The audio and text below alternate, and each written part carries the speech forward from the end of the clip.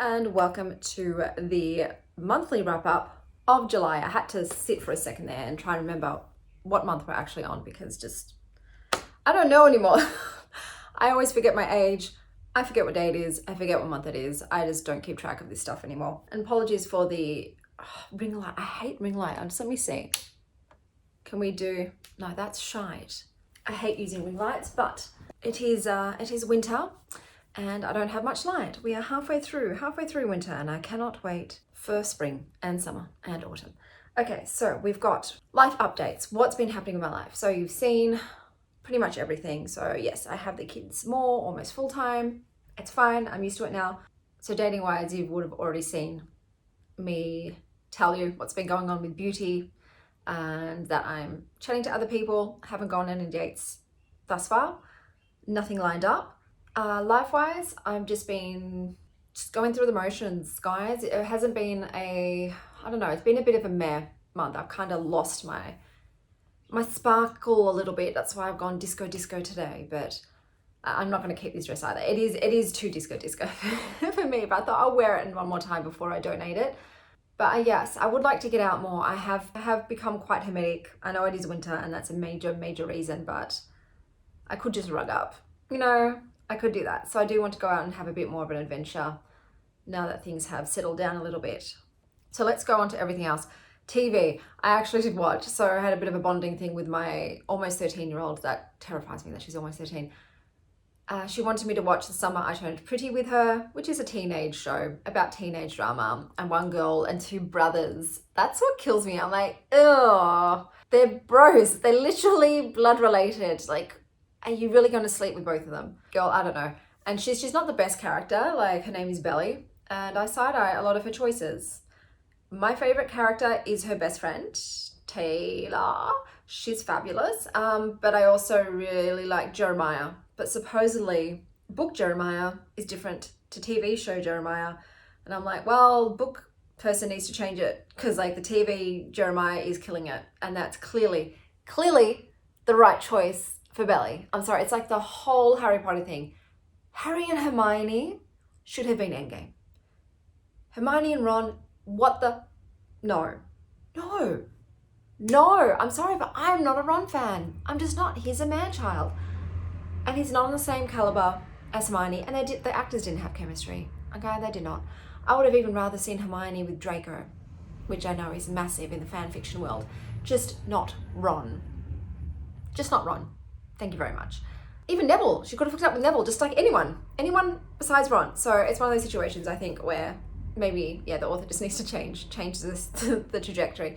But Jeremiah's a cutie, you know. It's very young, but she loved that I was watching it with her, so that was a fun time. The movies I saw, I did watch Despicable Me 4 with Mikito, and it was fine. You know, it's a pleasant experience. It's a pleasant time. There are so many movies I want to see. So there's a lot. I think beginning with maybe Deadpool and Wolverine. Like, yeah, I'm actually excited about that one. I heard a lot about Longlegs. There's some other movie, I'll put it up here, which piqued my interest too. There's just a lot. So I might have to take myself out to the cinema, I think. Books. How many books did I read? Let me go and check my tally. I think it was still a decent amount. Okay, so in July, I read 59 books, but I did DNF 10 of them. So I read 49 books in total for this month. And out of those, 18 were 4 stars and up. So anything that's 4 stars is fantastic to me. So I had a decent amount of really good books this month. If I had to pick one that was the best, I'm going to go with Life's Too Short by Abby Jimenez, because this romance book had me ugly crying. This book is killing me, man. Oh my god. This guy's the best. I'm a goddamn mess. Oh my god. This is so... I'm not even finished. It's not even finished yet. Oh my god. I was sobbing. It's in my reading vlog. Tears were streaming down my face. It hit my heart with an arrow, bro, and I was just bleeding love for it. So, and the main guy, he's amazing. He's my dream man. So I did enjoy that. That would be the first pick that I would choose because it was so emotionally triggering for me. You know, like I had the feels with it. So that was my favorite book of the month. My favorite cover was Kitten Tits. Love the cover, love the pink, love the text, love the cat, the title, okay. However, this book was so not for me.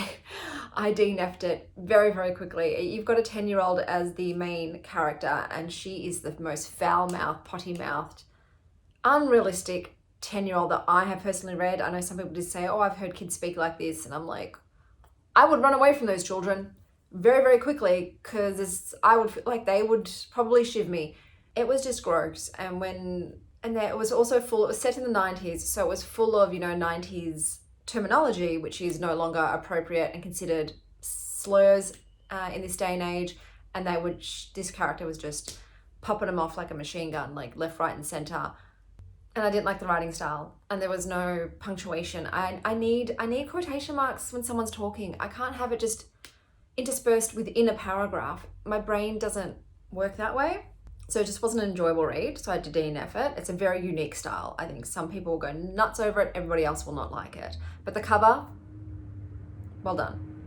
Okay, so the music-wise, I do like Please, Please, Please by Sabrina Carpenter, and I just love her fashion sense. It's so sexy. Look, I'm a sucker for thigh-high stockings and like corset-type dresses, okay? They do it for me. So she's a cutie in the clip, and the song's kind of catchy. Cafe, I found like my dream cafe this month. So I'm a happy girl. It was 9 Yards Cafe in Armadale, which is not around the corner for me, but will I be going there? Semi-frequently, yes. Food, great. Atmosphere, fantastic. Vibe, immaculate. So absolutely adored that cafe and shall return. Purchases, I did back a deck this month on Kickstarter. And it was a bit of a punt. This is a punt one, as I don't have anything like it. It's called Soul Creatures. And I was like, okay, yeah, give it a go. Because if you recall, at one point, I was getting the itch to buy some new decks because I've had such a low buy year this year. The majority, I think 95% of the decks that you've seen on my channel this year were pre-orders from last year. So I've purchased very few. I think I maybe bought 3 this year thus far. And most of those you're probably not going to see until next year because they're Kickstarter decks, except for the Beetlejuice Tarot, which I pre-ordered. Oh my God. So I pre-ordered it on Booktopia, which is like the Australian equivalent of the Book Depository. But just like the Book Depository, it's gone into, I've forgotten the word. I've forgotten what the word is, receivership, I don't know. But I got an email saying, so we see that you are someone that is a creditor in this situation, because I have bought decks. I pre-ordered the Beetlejuice, and I also purchased Botanica, and I won't be getting either of those, it seems, and I don't know if I'm going to be getting my money back. So that's a fun time. I don't know what's going on with that, but it's been months and months. I haven't received any other word besides hey. So company's in trouble, and you may not get your shit. So I thought, okay, I'm just going to have to pre-order this for somebody else, because I've got a whole like reading themed vlog lined up to go with the Beetlejuice movie, the second one coming out. And I wanted to play with the tarot deck for that as well. And the tarot deck comes out on the tarot deck comes out at the end of August, I believe. And then the movie comes out first week of September. So I was like, I got to pre-order it. So the only other person I can pre-order it from was Amazon. I don't like using Amazon. And I have found with Amazon, sometimes when I have pre-ordered, I have gotten my deck so much later than people who have just bought it once it's actually been released to the masses. It's happened multiple times, to the point where I actually ended up cancelling a pre-order and then just purchasing it immediately and getting it. So I don't have high hopes about the Beetlejuice Tarot getting here before I go see the Beetlejuice movie. But I did also purchase that this month. But yes, like I said, I have been less eager to buy more decks, just because I've, like so many people on here have said, I sort of reached like almost saturation point with my deck collection and was getting a bit tarot burnout, just wasn't feeling the need to sling cards as much as I normally do. And just wasn't, I wasn't feeling the urge like, oh, I need something new. I'm like, I'm happy with what I have, which I very much am. But I'm also would rather spend the money on thrifting at the moment. I'm just really into like buying cute fits. And I'm like, okay, Chanel, $100 to $200 deck, or like 5 to 10 pieces of clothing. Like it's a lot. Like you can get a lot more secondhand clothes for the price of a tarot deck, you know. So I might be shifting that way a little bit more, but I still buy something every now and again because it's still a hobby of mine. And it's amazing when you do get a new deck into your collection. Like I recently got the Sistine Tarot, and it just speaks to your soul. You're like, oh, I'm so happy I got this. And yeah. So, you know, I'm never going to buy a new deck again. It's just the frenzy of the 2 years prior where it was just accumulation mode has gone. And now it's just like, it's really speaking to me. But then I bought Soul Creatures, and I'm like this on it, you know, we'll see when it comes. I'm hoping to be pleasantly surprised. But that was bought when I was like feeling the need to buy some new decks. You know, I think last month I only had 1 deck coming in that was a pre-order, and I was like, oh, maybe next month I'll buy more. But then of course this month a lot of the Kickstarters came in too, so I was inundated this month, and then my own deck as well.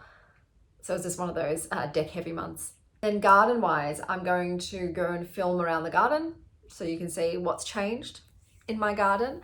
And then right after that, it will be the deck and crochet portion. These little guys have already come out again.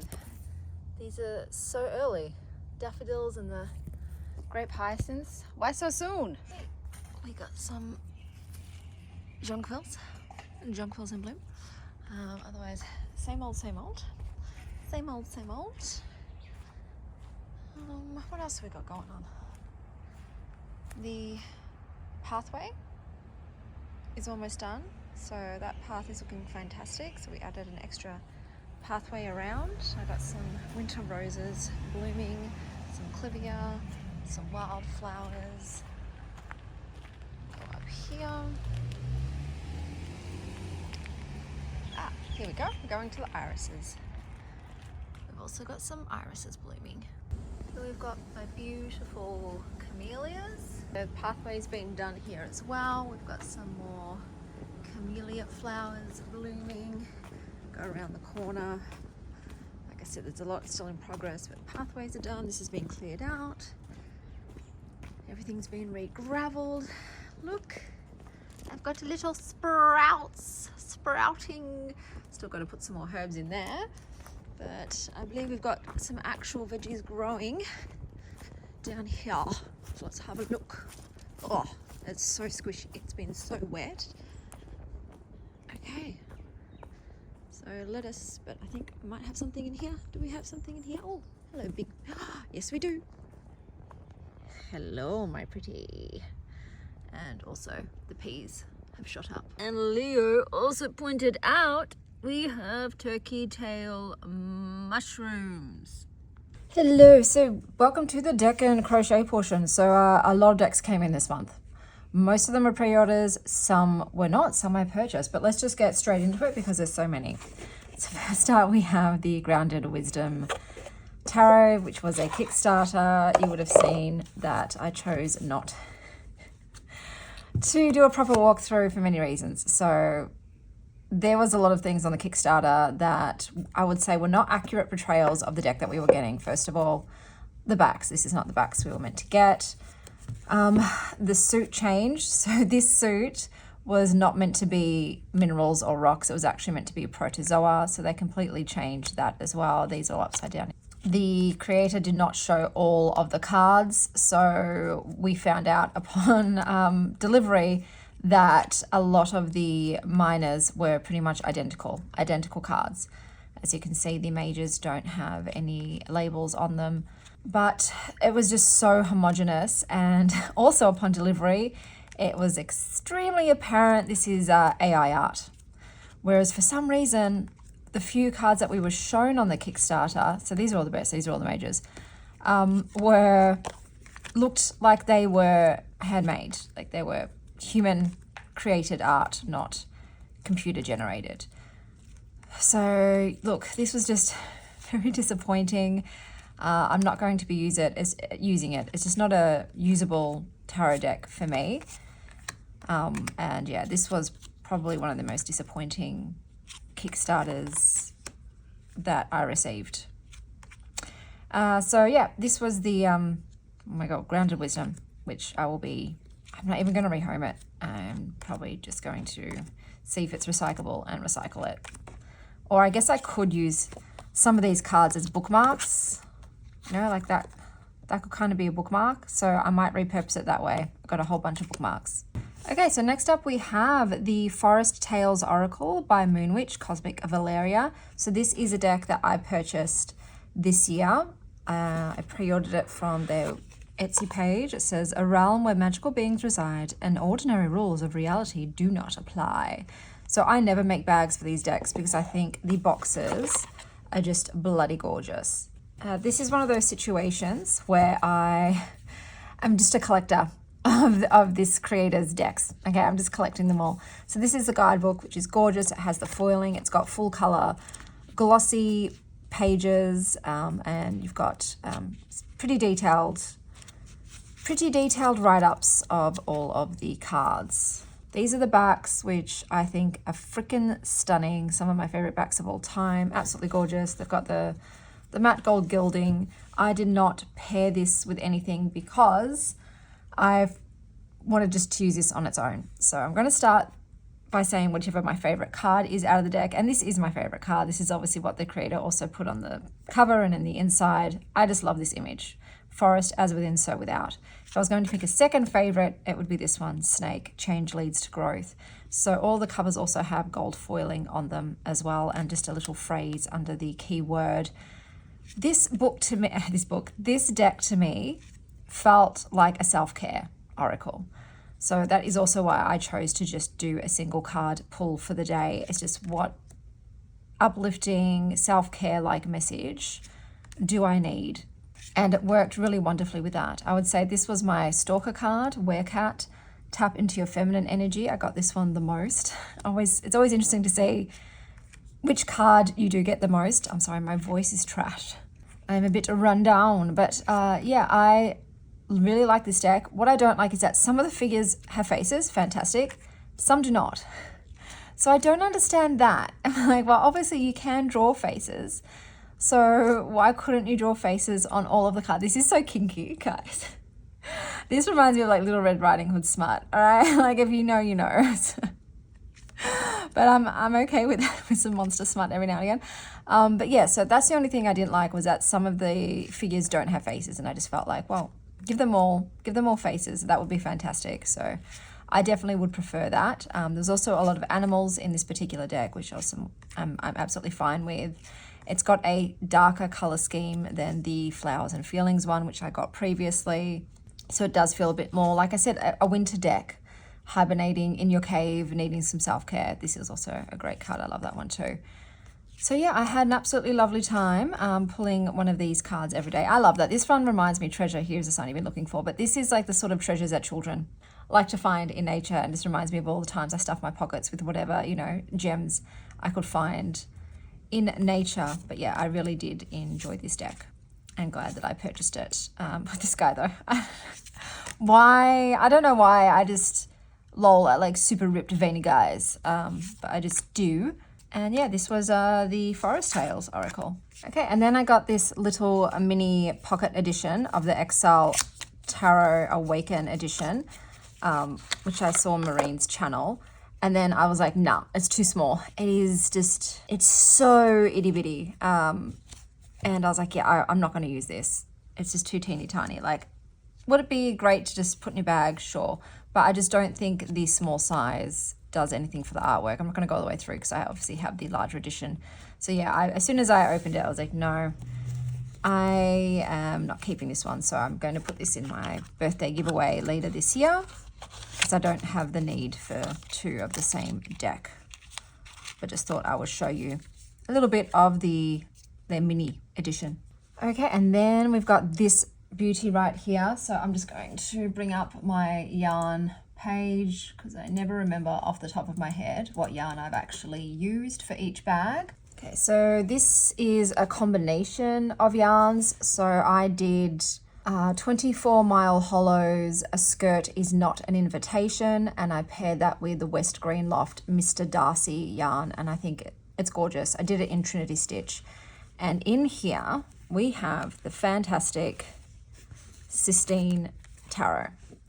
Okay, so these are the backs. I was going to do like a dark blue button, but I felt like it was too jarring. I do like the backs, so it's just sort of a Bible page with a border, not reversible. They're nice. I don't necessarily love text though on anything, on any backs, but I do like them. And I got the edged edition, so it came edged in this copper kind of color. And my favorite card of this one is the Four of Swords. I just want to first shout out to BB from Pure Red Velvet and Meg from Rose Honey Ritual, because if they didn't give me the heads up that this deck was coming out, I would have missed out, because I don't have Instagram. So I didn't know Rose Bay was making this deck. They let us know in advance that she was. And then the second that they got theirs, I immediately purchased mine, and already it's no longer available. So that was incredibly fast. You had to be on it to get a deck, and I'm so fucking happy that I managed to, because I would have been gutted if I'd missed out. So my favorite is a Four of Swords. Four of Swords is like a pertinent card to people that have chronic illnesses, I would say. And what I like about this one is, first of all, I love the color scheme. Gorgeous. We've got the phone off the hook. Okay, so it's that whole thing of making yourself unavailable to others, and then also indulging things that fill you up and that restore you. So we've got beautiful flowers. She looks like she's in a repose position. There's cute kittens. Like, oh my God, nothing makes me happier and fills my joy and brings me joy than cats. I freaking love cats. And then you've got this beautiful also heart velvet chair. So I'm just like rest, relaxation, rejuvenation, restoration, all of that stuff. This is definitely coming through in this card for me, and I love it. So Four of Swords, I'm always interested to see how the Four of Swords is depicted, because like I said, it is a sort of important card for me. I'll show you what I paired it with while I talk about it more. So for me, I paired it with Sappho's Fragmented Oracle, because I felt they both have this sort of like tragically romantic quality about them. Like they are giving sort of Lana Del Rey vibes. And they're both collage, and they've both got this sort of moodiness but softness to them. This card obviously comes with extras, and I love that. I like any extra cards that I can get. This style is absolutely my jam. It's right up my alley. I adore it. It was an instant connection. As soon as I got my hands on it, I was like, yep, this is going to be my favorite deck of the month, and it is my favorite deck of the month. I absolutely adore it. I love the collage font, you know, the little cutout. There's a word for this type of font, and I don't know why I'm not getting it right now, but you know what I mean, that kind of font. I love that. Like I said, I love the imagery chosen, the theme of the deck. It was a delight to read with. It got me instantly. I think I remember the reading for this one that I did in the walkthrough was extremely pertinent and hit the nail right on the head for what I was actually going through. But yeah, there is this sort of poetic quality about this deck as well.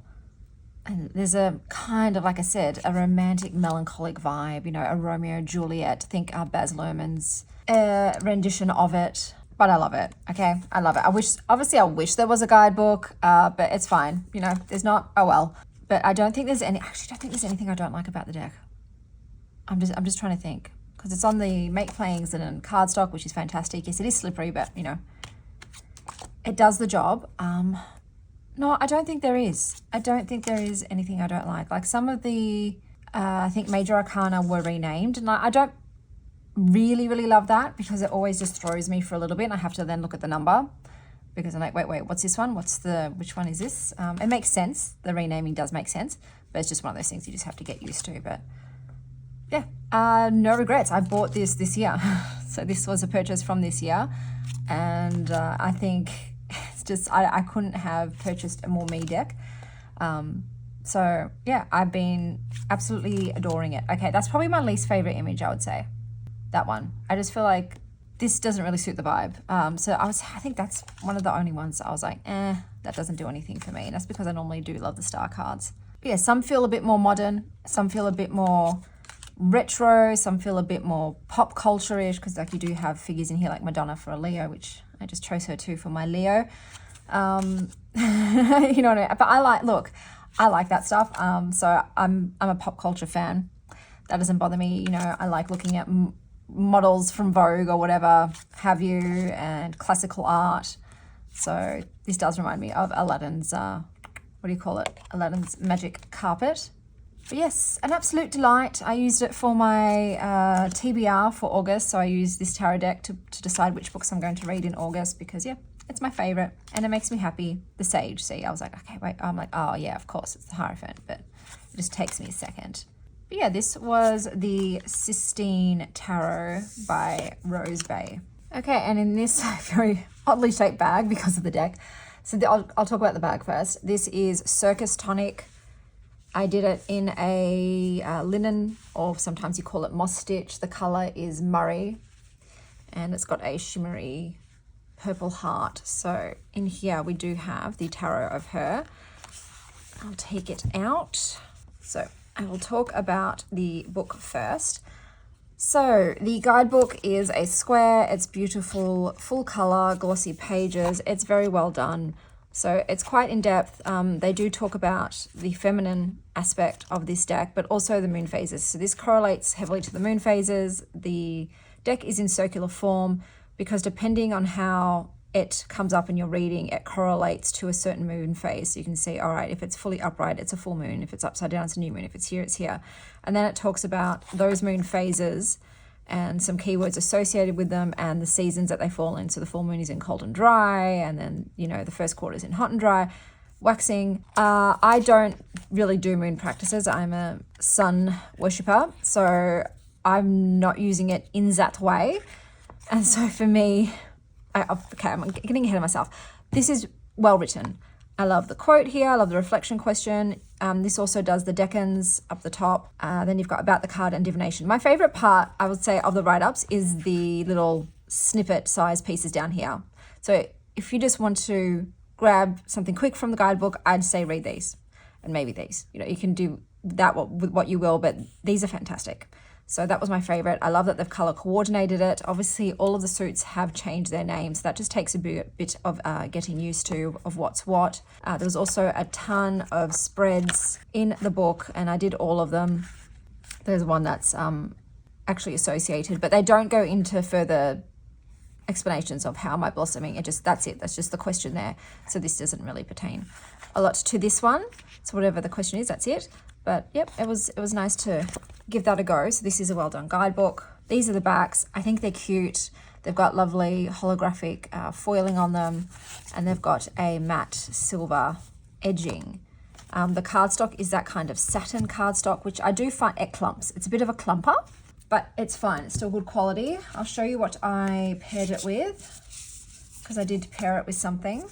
So I paired it with the Flower Medicine Oracle, just to add something a little bit extra, like another keyword to the reading. Cinderella zinnias with monarch blooms.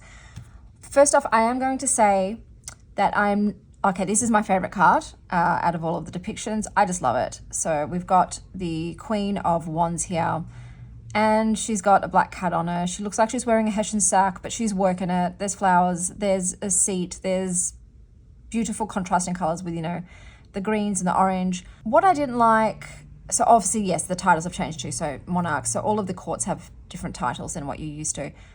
But the courts don't have the keyword. So they'll just say they're either water or fire, or fire or fire, or earth or fire. I don't particularly care for that. That doesn't really add a lot to my readings. I would have preferred to see what keyword they were going to put there to keep it in sort of line with the rest of the deck. Also love this card too. So that's just like a personal thing. I just would have loved the court cards to also have a saying rather than just that. And same for the major arcana. Like you could have had for the emperor up here and then a keyword down there. That's just because I'm a keyword junkie, you know. I love it. Like here we got 3 of Cups with camaraderie. So look, I don't have any other circular decks. I had one once. It was the Canterbury Oracle, and that was also super oversized. So I did get rid of that. I've just found out, really affirmed. I've affirmed that I don't like circular decks. Another thing that I do love about these decks is the foiling. So they've all got this, the color of their suit and the words have got, that's actually foiling. I know you can't really see it because it needs to be under a lamplight, but I think that's a lovely touch. As I was saying, I don't like the shuffle experience of the deck. So I do find it awkward to shuffle, and because this is a satin kind of cardstock, like I said, they clump. So I also just wasn't really getting jumpers from shuffling these. So yeah, I didn't love the shuffle experience, and I'm also someone that things have to be upright for me. So with a deck that is constantly turning around, I do find that sort of triggers me a little bit. I literally went through this whole deck and put everything upright before filming this because I knew otherwise it would drive me bonkers if they were every which way. And because I'm not using it in the moon way, which it's a fantastic idea, but like I said, I just don't do moon work unless I'm doing I need to cleanse my house and then I will align it with the moon. I don't see the need for that. So I would have loved if this hadn't been circular, or if it had a bit smaller. It's just quite large. So maybe if it had been a smaller circle size, I would have found it less cumbersome to use mechanically. But like I said, this is just a me thing. I'm sure everybody else has no issue with the shuffling or the circular nature of the deck, or them, being turned any which way. But I do think it's beautiful. So the illustrations are gorgeous. I would say though that the leaves suit is probably my least favorite out of all the suits. But I love it. I do like the keywords that they use as well. I like the guidebook. I think it's really well done. It's got a really lovely energy. So very nurturing, very feminine, very sort of even-keeled and calm and balanced. I probably would not use this in a divinatory way in my personal practice, but I use very few decks for actual divination. But I really enjoyed my time with it. So I was looking forward to using it every day despite the circular and shuffle experience. That says a lot about a deck, because sometimes that can just absolutely ruin a deck for me, and I will end up rehoming it because I just won't want to handle it. Whereas it wasn't enough. It wasn't a obstacle in regards to me wanting to work with the deck. I still did. I still looked forward to our time together every day. So yeah, it was lovely. It's lovely, and no regrets in purchasing it. So this was the tarot of her. Okay, so here we have the GSY, so that's Great Southern Yarn in Krakenback, mixed with skip rope in Jade Buddha, and I've got a glittery button there, and I did this in Primrose Stitch.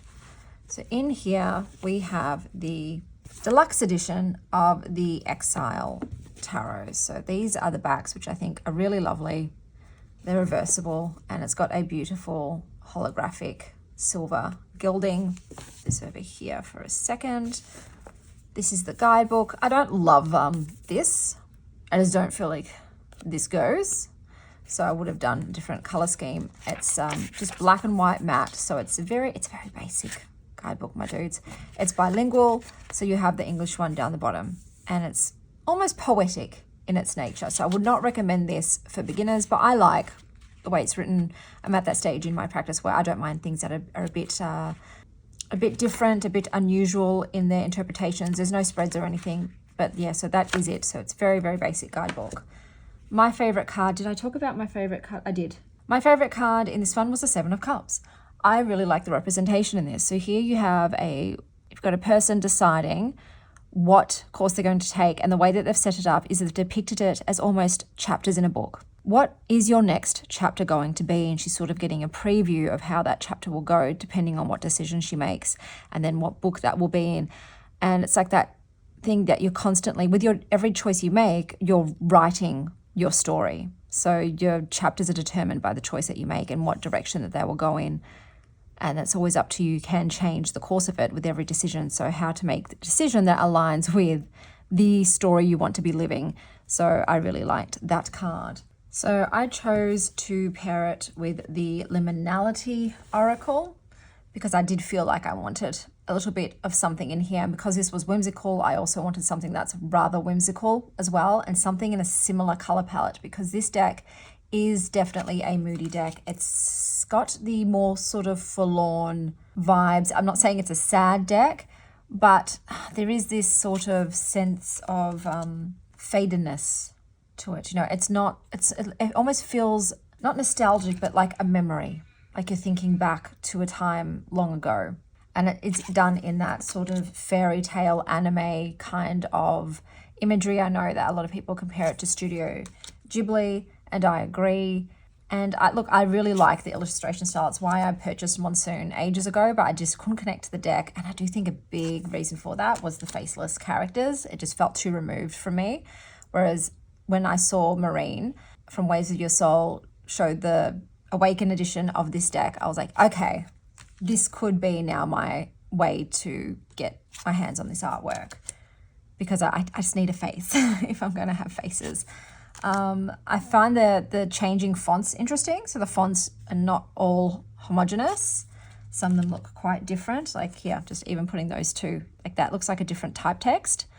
I don't mind that. That doesn't bother me whatsoever. But just in case that's a thing for you, if you just want uniformity, I don't think this deck is uniform in its text. But yeah, there's almost a kind of sadness to it as well. Like there are some more confronting imagery, like this one is a bit full on. But yeah, sometimes this deck feels like, you know, the Forgotten Realm, or, you know, memories that are fading away, or, you know, the dying of magic. But I like it. I do like it. So it does read well for me. I really liked these two together. I thought that they got along really great. And it's just a certain vibe. You know, I don't have a deck that has this kind of energy in my collection. I was like, yeah, I wouldn't mind having a deck with this kind of energy, you know. Sometimes I don't want to go for just like super cheery, happy, or energetic, or whatever decks. There's seasons and times where this is kind of what I'm in the mood for. I want something that sort of reflects or mirrors what I'm currently feeling. But I think it's really interesting. Some of the images do have almost, like I said, futuresque quality. Like this is like a dystopian kind of future. So it really has that fantastical energy to it, and it feels quite storybook in that way. And I'm such a sucker for fantasy novels, and I think this is definitely like a fantasy kind of deck. All of these images could, you know, be in my favorite books. But I think the quality is fantastic. Like I said, the guidebook is a bit meh, but you know, I'm not coming here for the guidebook. This one is for the art and for the style. So I'm really enjoying it. I will not be rehoming it. It definitely has a place in my collection. Okay, that's one thing I didn't like, is some of the figures do just have these diamonds on their faces. So not all of the figures actually are awakened. Oh, look at this beautiful little kitty. Some of them just have this sort of diamond on their face, and I'm like, I would have preferred they'd all been fully illustrated with their facial expressions. But yeah, I really, really enjoy it, and I've enjoyed my time with it, and it is, I'm gonna keep it. So this is the Exile Awaken Tarot. Okay, so the last deck I worked with this month was my own. So this is my Astro Oracle, and this is the box it came in. And I made it with playing cards. So I'm not making a bag for this. If I paid for the box, like it's like my own, like I'm gonna keep it in the box. You know what I mean? I'm like, I paid for this bitch. I'm just gonna keep it in here. So this is the guidebook. It is full color. It is matte paper. And that is the way I've set it up. I will just do one reading from it at the end of this for the month of August. Since we're now in August. It's fucking insane, guys. I can't believe it. My God, time just keeps slipping through our fingers. These are the backs. So once again, just went with the pansies and stars because, you know, I'm a flower and star girl. I went with a, what do you call this? The holographic edging. So this is their version of a silver holographic edging. And I did the linen, the typical linen cardstock, which I think is the best one that they offer. I would love a really good mat with these companies, you know, like the Spacious Tarot kind of mat, that swishy mat, but they don't seem to do it. So I have to go with the linen. I just use this deck on its own. I'm going to just put it there. I just realized I'm going to be going through it. So this one is my favorite card probably in this deck. I just love the colors in it, the flowers, the skull. It's a no card, so it's probably not the one that you want to see in a reading. Like no, stop right there, babes. But I do like the aesthetic of it, so that's probably my favorite card in here. So this was an experience. What can I tell you? Yeah, so I designed this, like I said, on a new computer and realized, after printing that the colors aren't exactly aligned in how it was on screen to how it is in reality. It did come out quite darker and the font was more illegible than it appears online. But I reached the point where I was like, I don't want to do any more work on this deck. I just can't go through all the cards again because it's not just an easy fix, because I use multiple programs and devices to get the finished image on the card. So it will just take way too long to go through and redo all the cards. And I'm like, no, this will do. This will do. I know what it says and I'm fine to read with it as it is.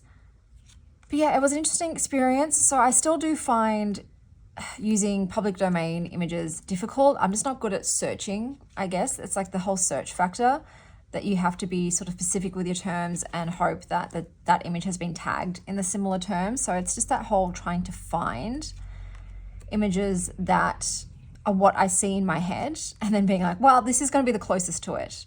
Like it's not like with Pinterest where it's just anything is up for grabs. It's like, oh, this is what you're limited to. But the process of designing the cards was fun. That's always my favorite part. I really do like sitting there, on Photoshop and just putting things together from what I find, hobbling everything to make, one image and cohesive picture. The guidebook was not fun. I will never, ever do a guidebook again. Even just the templates, working with the templates from the companies, I find they're never accurate. Like everything is like skewed or closer to the edge than you assume it's going to be. But yeah, that was a headache. But I'm glad that it's finished. This definitely is the last version of, this was originally like the Solace Oracle, as I said. This is the last version of this Oracle that I'm doing. And I will just be doing tarot decks from here on out, pretty much, or just keyword oracles, no guidebooks. It's just you get your title and the keyword and that's it, babes. But yeah, this is just a form of creative expression. I'm sitting at my desk for so long during the day looking at charts or like sometimes editing videos, and in between I want to do something that's fun, and making cards is fun for me. I love Liz Taylor, especially like the Cleopatra is just a vibe. So yeah, I wanted to do one final one in sort of an aesthetic that I felt was more me than the Solace was, because the Solace was my first time. This is just for my daughter Indy. This card was made for her, and it's her favorite. Wasn't exactly the vibe I was going for, but that's just because I had even less experience with sourcing public domain imagery. Whereas this time around, I finally found some sites that had, easier to navigate libraries, and so it was an easier time. But yeah, it was fun. It's done, and like I said, I'm now starting the tarot deck, one for me and one that I could possibly put online to sell. Well, I will put it online because there's no books in that. Because yeah, the price to sell a deck through Make Playing Cards, like if you have a box like these, oh, forget about it. If you have, a guidebook, like forget about it. It's $200. You know what I mean? I'm like, no. A $200 deck to me is like something like true black quality. Like it's that extra step up than this. So like I said, if I've put them online, they'll be listed down below. But let's just pull one card for the month of August, shall we?